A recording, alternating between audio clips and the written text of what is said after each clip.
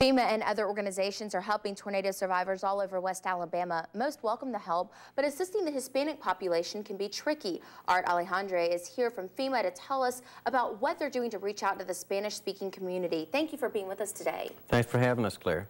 So let's start off by what FEMA is doing to assist the Hispanic population. You know, as you may be aware, that once we come in, we assess the needs, the language needs of a given community, and we determine how many folks or what type of help we're going to be assisting with.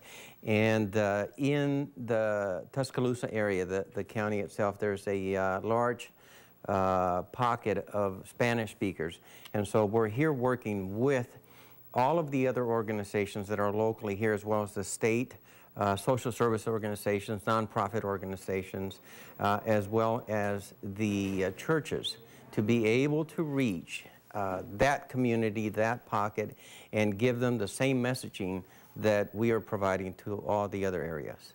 Besides Spanish and English, are there any other language needs in West Alabama, or specifically Tuscaloosa County? We understand that there are a few Vietnamese, and you know, as we find them, we try to help them, or we'll bring somebody in with that expertise to be able to help them or answer their questions. I know lots of people have asked us at the TV station if there is maybe an illegal immigrant in Tuscaloosa that's been affected by the storm, can they get help? We asked that all those folks that were affected by the event to register with FEMA. If they have children that are U.S. citizens, that they're definitely going to be able to access the program for FEMA. And so we asked them to register, never self-doubt. Let somebody else tell you no. So if you have a family member that can qualify that family, then we can take a look at how we can help them. If not, then we will actually get the state and other organizations involved so that they can address their needs. Will they be deported if they register for FEMA help? FEMA is not a reporting agency, and we don't do that. Our mandate is to come here and help the community move forward. And what else, what can the community do to assist maybe the Spanish-speaking tornado survivors? What can we do?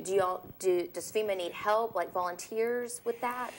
You know, we have many volunteers that have come in to the state here, working with the state and the local agencies that are assisting them. The FEMA family brings in folks who are able to speak Spanish, and the community relations teams roam. They are what we call boots on the ground, and they go door to door, and they find these areas where these folks may need some help, or they, for some reason or another, they may be afraid to come forward, and we will find a way to get them to register and to seek the help. At one point, I saw on some of the social media or social networking websites like Facebook that maybe like the local law enforcement offices were asking for people who could speak Spanish to come forward. Do you know if that need is still there? You know, we, and I can't speak for the local law enforcement agencies, but any of those folks that have those skill sets, especially if they can speak a variety of languages or maybe another language that they're fluent in Spanish, is that we ask them to contact the state so that the state can give them some information as to where they can volunteer with their services.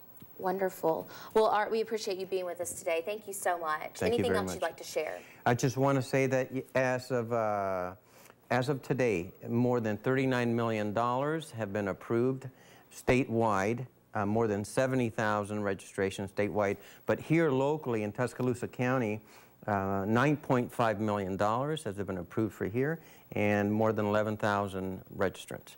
Wow. Wonderful information. Thank you again for being with us. Thank you. FEMA has lots of ways to assist you. If you're a tornado survivor, you can call them toll-free at 1-800-621-3362. And if you can get to a computer with internet service, you can find them online at fema.gov/assistance.